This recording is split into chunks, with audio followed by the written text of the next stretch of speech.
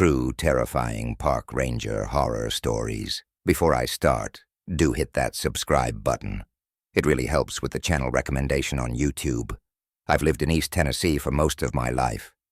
Growing up, I'd hear old wives' tales and urban legends about strange creatures that roamed the forest. For the longest time, I thought what every other kid thought, that they were stories told to scare kids away from dangerous places so they wouldn't fall into a ravine or get lost in the massive wilderness. I never thought any of it was more than made-up stories. That's not to say I didn't spend my share of time with the covers pulled tightly over my head when the wind blew branches at my window, which just happened to be facing the woods. Later, as I grew older, I found myself gravitating toward the stories of strange creatures in the woods. That curiosity is what started me to investigate such things in my spare time. It's like everyone around here is obsessed with Bigfoot, like he's a regional celebrity or something. They all pretty much ignore or downplay every other cryptid. I don't know why. With hundreds of thousands of acres of unexplored and barely explored forest, it feels like there's a lot of space for anything that feels like making its home there, its relative peace. Me? I tend to go more for the dogmen, at least unofficially. You see, upon my high school graduation, my one ambition was to become a park ranger. Where else might you go to work, surrounded by such glorious nature, even at its most perilous? Literally, there are dozens of stories I could tell. But the one that really sticks with me is the story of the hikers a couple of years ago. It must have been early October. Every autumn, I make several hikes up Klingerman's Dome.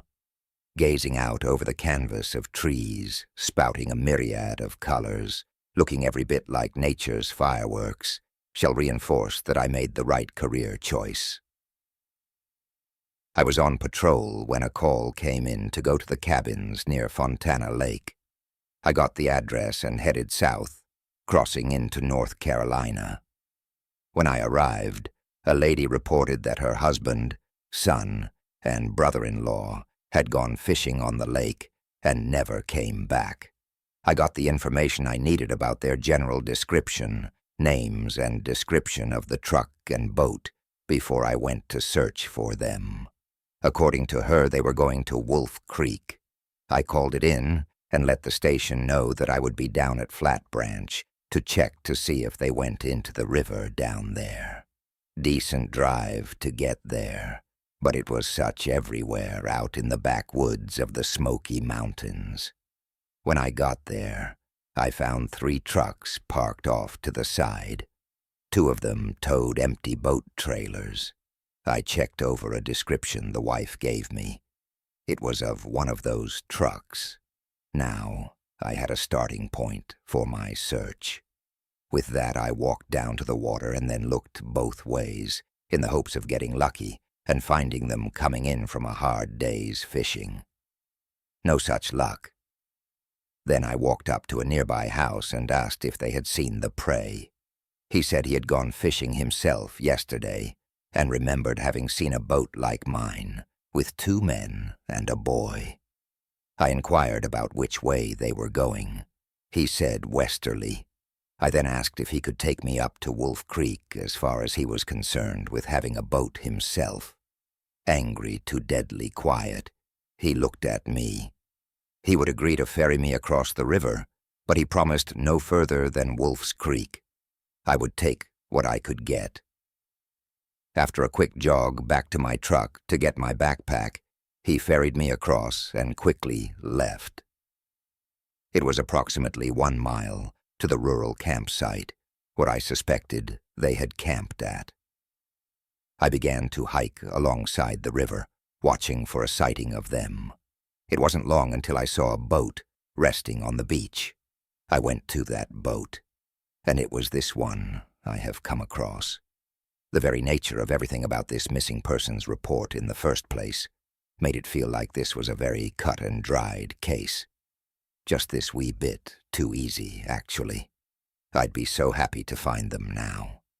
Sitting there by the little fire, just about to douse the thing and head back. Really, the hike up to the campsite wasn't much. No, sir, of course not. From the minute I arrived, though, easy was over. But only 2 tents with all the sides and tops still up looked as though something had just ripped into them. I entered both of these and found sleeping bags and other general camp-type equipment strewn inside. I tried very hard not to disturb anything. Reaching the second tent, I found something worse. That tent was in even worse disarray than the first one. Looking carefully, there were clearly spots of red. There was a notebook just lying next to one of the sleeping bags. I picked it up and flipped through it. October 3rd. We went out for our annual fishing trip this morning. Mum wasn't too happy about this, but we said we would be home the next day. The drive to the boat launch was a little long, so we filled it up by talking about all the fish we were going to catch and telling stories generally about the area. On the way, Dad tried to scare me with a story about a cryptid living in the area, but I knew he was just yanking my chain. We got to the boat launch and headed out into the water without too much of a hitch.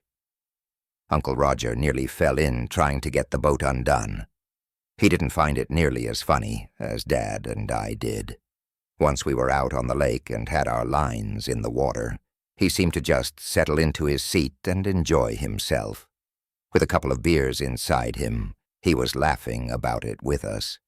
We caught a couple of fish, but they were pretty small, and we had to throw them back. Dad said he had heard of a good spot up by Wolf Creek. We were more fortunate when we got there. Uncle Roger caught 3 largemouth bass, and I caught 2.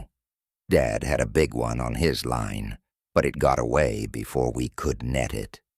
At dark, Dad said we needed to get back to a rural camp.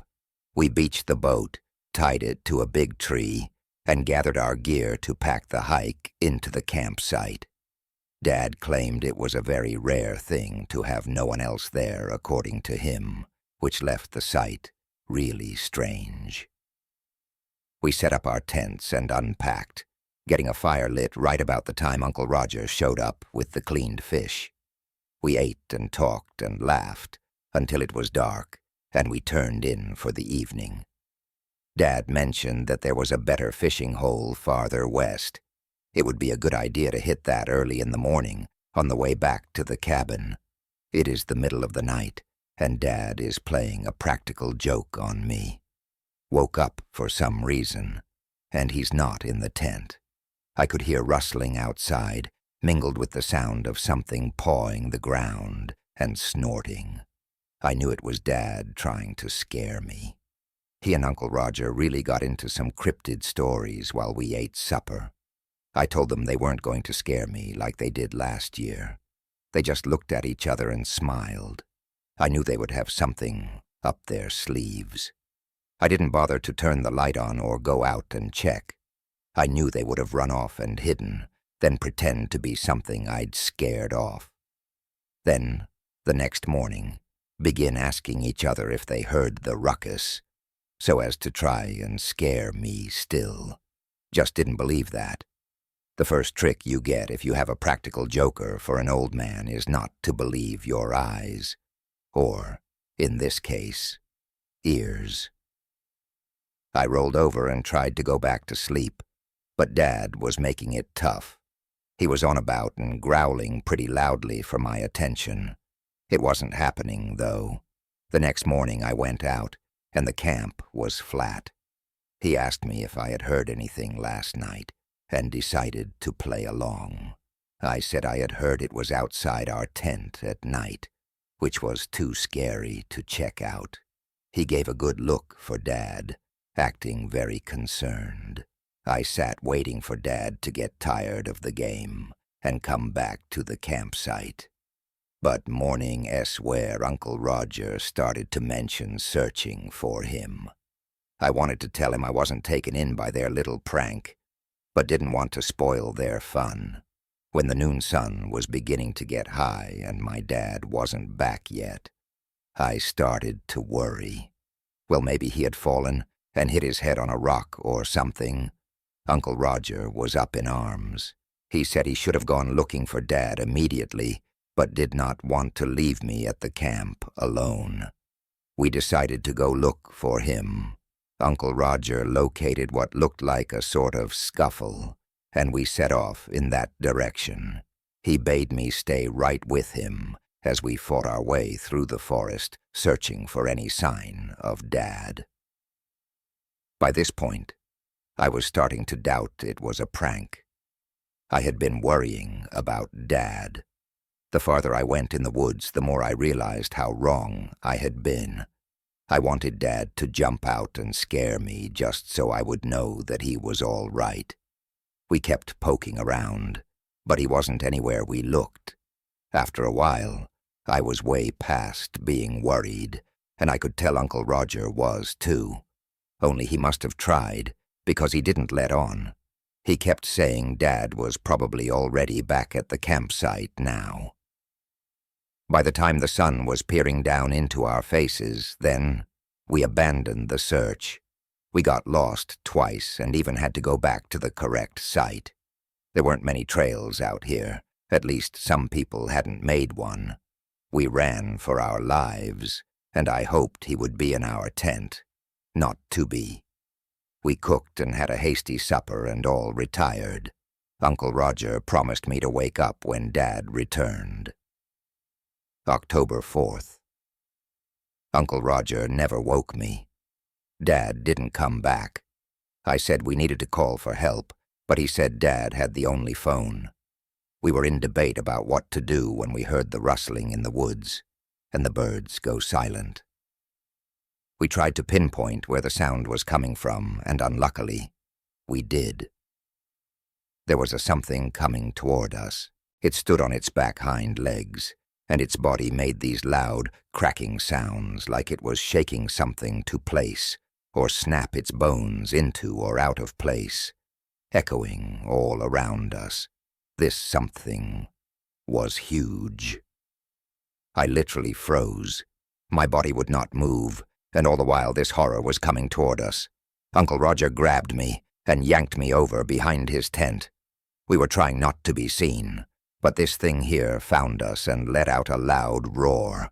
We were so close, I could see blood on his claws and teeth. I just prayed it wasn't that of Dad's. "What do we do, W.H.?" I said. He put his finger up to his lips. It looked over at us and then went inside my tent, as if searching for something. "Hurry," Uncle Roger whispered. "Just do what you can to not make any sound." We stepped down the bank of the creek and walked right in the stream in a downstream direction. "Where are we going?" I whispered. "There is a bridge downstream. If we're quiet enough, and that thing loses our scent, we could hide under it and hope it goes away." I was concentrating on making each step, as quietly as I could, in the water. The creek was quite noisy, and it was all I could do to hope that it wasn't going to see or hear us. It took forever before we finally got to the bridge. It was a small, rickety wooden bridge across the creek that allowed you to cross the creek. There wasn't a lot of cover. We tried to wedge ourselves into the shadows at the furthest end from it. Time seemed to stand still as I sat there on the uncomfortable rocks, shivering. Neither of us had jackets on, and the sun went down, taking the warm air with it. I started dozing when I felt a jab. I glanced up to see Uncle Roger waving me to silence. I was just about to ask why, when the creak of a board sounded on the bridge above my head. It wasn't the regular walk-by of the hiker descending from the trail. It was a slow, deliberate step on someone sneaking or hunting. I listened in mortal terror that the board slowly gave way to the weight of whatever was on it, one slow step at a time. As if I weren't already cold enough, my teeth began to chatter. It couldn't have been very loud. Uncle Roger barely heard it, and went into silent convulsions, motioning for me to stop. I bit my tongue to keep the noise down and continued to listen. Only there was nothing to listen to. Whatever was on the bridge had stopped moving. It was as though it listened to check that it had heard something. I strained my ears to hear the slightest movement. When I did, I could hear sniffing. It was trying to scent us. Only then did I realize there was a breeze blowing. The breeze was blowing in the same direction as the water, though I did not know which side of the bridge the creature lurked on. The wind, may it save or doom us. The board beneath it exploded another lazy footstep like a bomb. It seemed to duck away for a second toward the far end of the bridge. I hoped and prayed that was the case, as another footstep sounded and then another. I breathed a silent sigh of relief as I heard it step off the edge of the bridge and onto the trail. My relief was short-lived, though, as I saw a face peek around the corner and peer under the bridge. I was paralyzed with fear as this beast, a giant monstrosity of a dog walking on its hind legs, lurched around the corner of the bridge and dipped its feet into the water. It sniffed the air and poked its snout into the shadows below the far side of the bridge. That provided nothing of interest, so it switched its attention to the side of the bridge on which we were hiding. Now the day was more twilight, and there was little light to use as vision. That was our only advantage. Here the shadows were just denser. We had almost blended in, but that was quickly changing as the beast drew near. My mind was vapor-locked, as I hadn't a clue of what to do now. Running would have given us away even quicker. We didn't seem to have any other option than death. Now I was more than sure, right to 100%, what had happened to Dad. Hot tears welled in my eyes at the thought of this monster pulling my poor father apart. As I was preparing to meet death, I felt Uncle Roger lean over a little closer. He was right in front of me, and it was hard to see the monster. His hand slid down towards the earth and grasped a stone about the size of his fist. The end was obvious. He was trying to shield me. He would offer himself as a sacrifice to protect me. My tears redoubled, making it hard to see. The monster was almost on us. It hadn't acted as though it knew we were there, but by now that didn't make much difference. A few more steps, and all doubt would be removed. I saw it reach out with its terrible claws that nearly touched Uncle Roger's nose. It was the end. All of a sudden, it stopped. Very slowly now it lifted its head and sniffed the air. Its back hair bristled, and in a heartbeat, it was gone. Uncle Roger stood up slowly and looked around. I tried to do the same, but my legs didn't want to cooperate. As I stood up, I dislodged some of the stones, which made a little noise and caused Uncle Roger to hiss at me. We just stood silently waiting for that thing to come jumping out at us from whatever hiding place it was in. After a few minutes, I began to hope that we were okay. We had a long walk back to camp, led by Uncle Roger. Change into some dry duds and snatch yourself an hour or two of sleep, he said. It felt so good to get warm again. I was already in my sleeping bag. I have written this in case it is the last thing I am ever able to do. Someone has to know what happened to us if we don't get out. I hope to God Dad was as lucky as we were. I read to the end of the message and back to the description of the creature. If it was what I thought it was amazing they were still alive. Knowing what I was tracking put me on guard and made me wonder if I was being hunted right now, if it had intentionally left things lay so it could ensnare another victim. I did not have very much hope of tracking them down, but one was going to look anyway. I started into the trail at camp, particularly the tracks around the tents, and it seemed to one that the boy and his uncle had gone off in the direction of the creek. The tracks led right down to the creek, and there they seemed to mill around, just like the animal had lost the idea of what it was doing or lost its prey. I could see where they went into the water to foul its scent. Good thinking. I followed the wandering tracks up to the small bridge that crossed the creek. The tracks crossed the bridge, then continued on in the creek beneath the bridge. It didn't make any sense unless they were lurking in the shadows.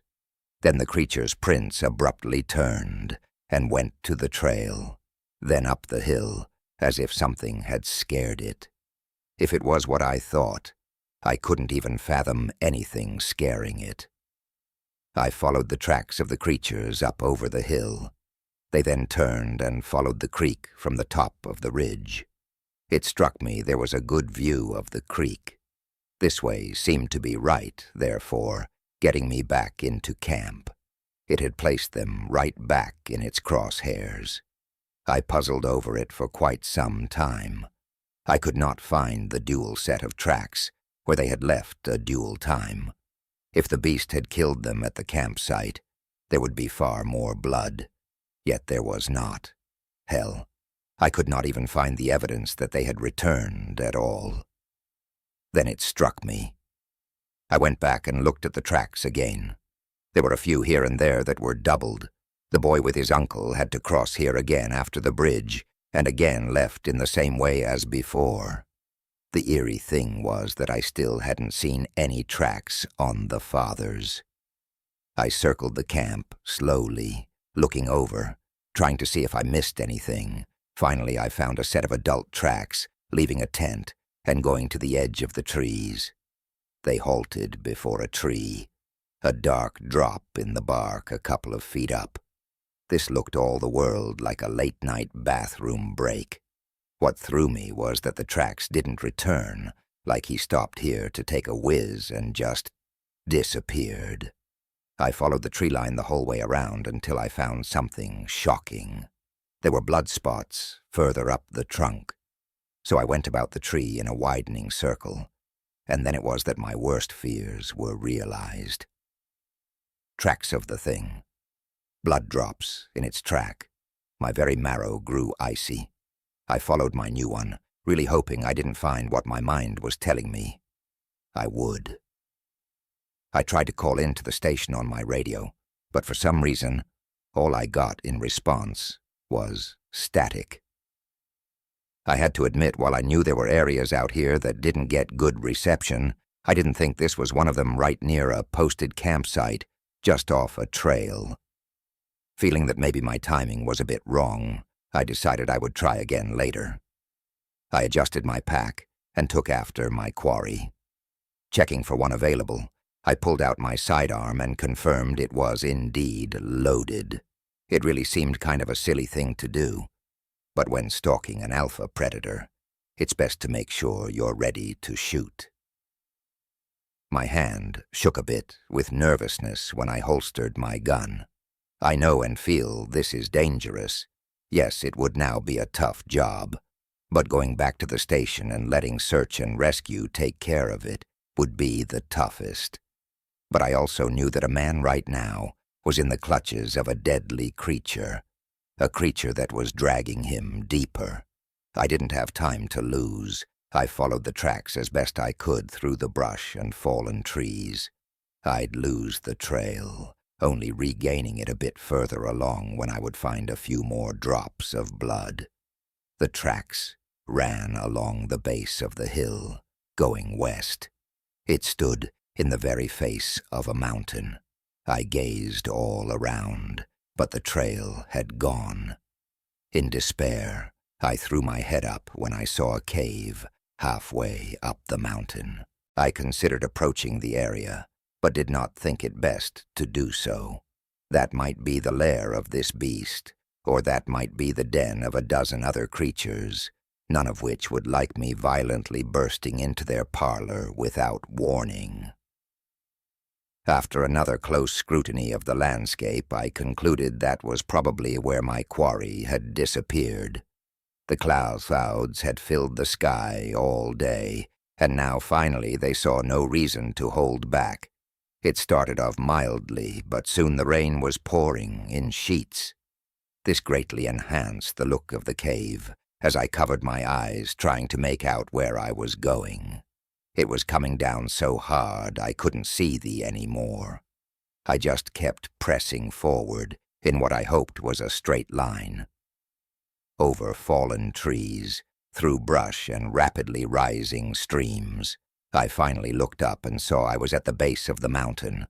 I had been a little off in my direction and had missed by several dozen yards to the right, but it didn't matter.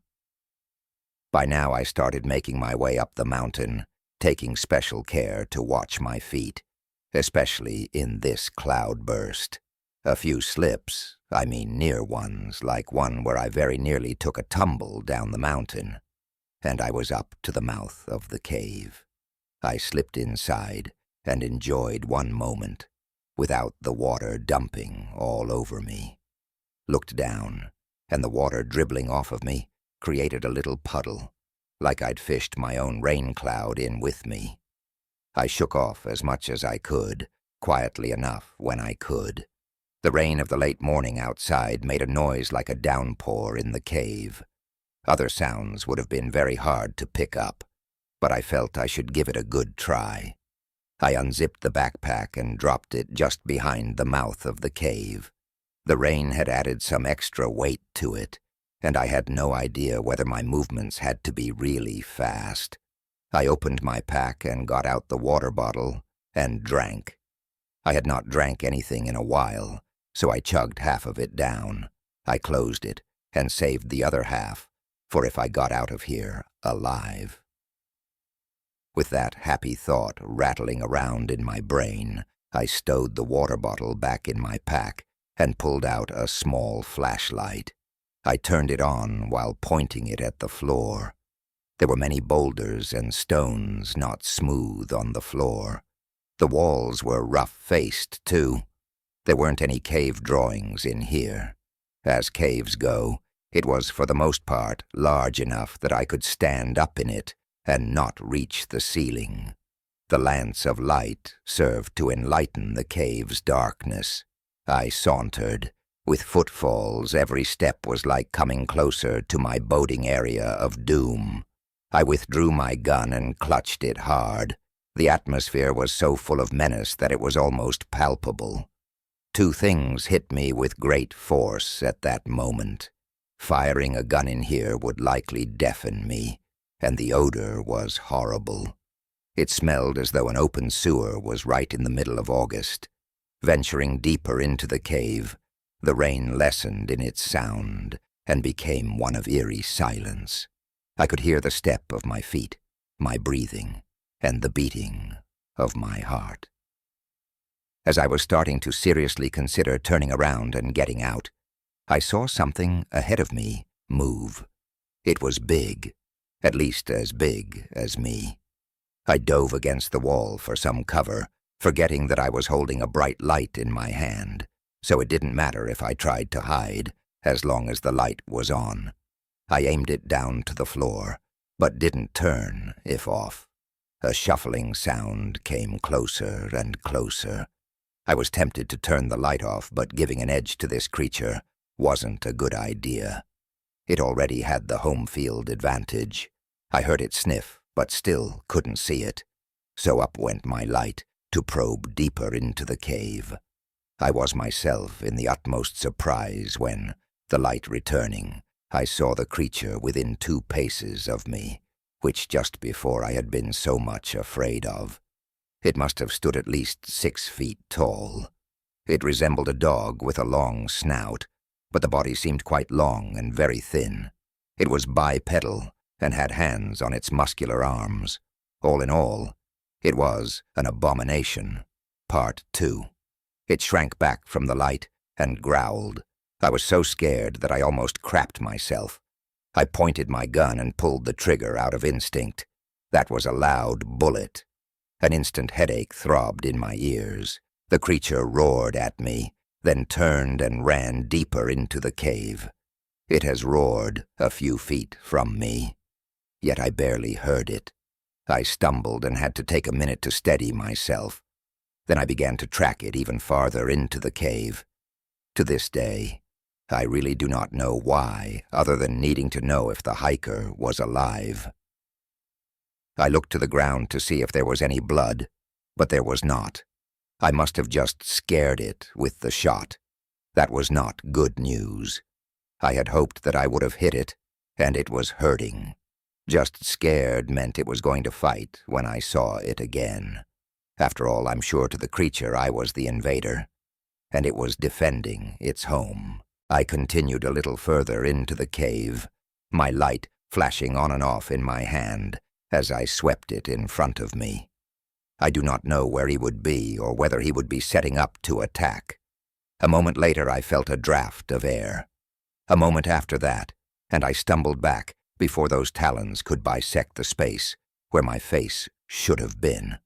I rolled to my feet, coming up and gunning, blowing the light of my gun, shoulder by side with the gun, to put light on the thing. I shot and shot as fast as I could, aiming by pointing more than by aiming. Then I saw it duck each shot and run as if to beat the band. Just before it vanished from view, I watched as it skipped one step as I fired my last shot. My hope surged that I had hit it at least once. I ejected the magazine and put a fresh one in, telling myself that I only had one more, and cursing myself for not being more conservative with my limited ammunition. I rationalized it by telling myself there's no sense in dying with a full magazine. I followed again, almost jumping for joy when I reached the spot where it had vanished and saw a spot of fresh blood on the ground. I was hoping for more, but as I went, the drops were every few feet. It didn't seem like much, but with the speed it was running, I was certainly sure it had sprung a major leak. Following the trail, I moved deeper into the cave. It was cold inside, and the air chilled my bones. My mind told me it felt like a tomb, my tomb. I shook off those thoughts and continued until the blood stopped. I shined my flashlight over the small puddle and onto the ground beyond where there was no blood. My mind was screaming at me that it was a trap, so I shone my light all around, even up to the ceiling, but I couldn't see it. Slowly, I had started backing out the same way I had come in, always looking in every direction for some sign of my prey. It seemed to hit me with the force of a bulldozer, moving at 60 miles an hour. It had appeared out of nowhere and run me in the back. But I lay sprawled on the floor, rolling slowly to a stop. A few feet away, my flashlight lay, but I had no idea where the gun was. The wind had been badly knocked out of me. I tried to breathe again, but could not, and I lay still, gasping for breath. Slowly it circled around me, growling and bristling. I could feel it moving in for the kill. I screamed at my brain to move, but my body refused to cooperate. But it was circling closer, so I concentrated on my breathing and willed myself for movement. I could see its breath chugging out of its mouth like a steam engine. Now, I thought. It's now. My arm was the first to recover. Slowly I inched it toward the flashlight. It had stopped circling just at the moment when the light was on. I saw the creature hunching, ready to lunge at me. I clicked the light on strobe and pointed the light toward its face. It screamed, claws reaching for the air as if the light can be fought off. I rose to my knees, keeping the light on it. I shone the light frantically everywhere, looking for my rifle. It turned away, and I saw it some yards off. I tried to run for it and took off, but my body didn't really know how to do that properly yet, and I fell flat right on my face. My life in the balance. I didn't bother with the pain of my freshly broken nose. I crawled toward the weapon with every bit of energy in me. It seemed an age before my hand got onto the grip, before I brought the gun into a position to bear on the thing. It had regained itself and was running to me at full speed. I shone the strobe at it again and veered off from the light, got up and aimed at him, squeezed the trigger. I watched the satisfaction of a bullet hitting his side and squeezed the trigger again, making another hole on the far side of his chest. Still I squeezed and squeezed, each hit at point-blank range, causing the muzzle to rise and the animal to reel back,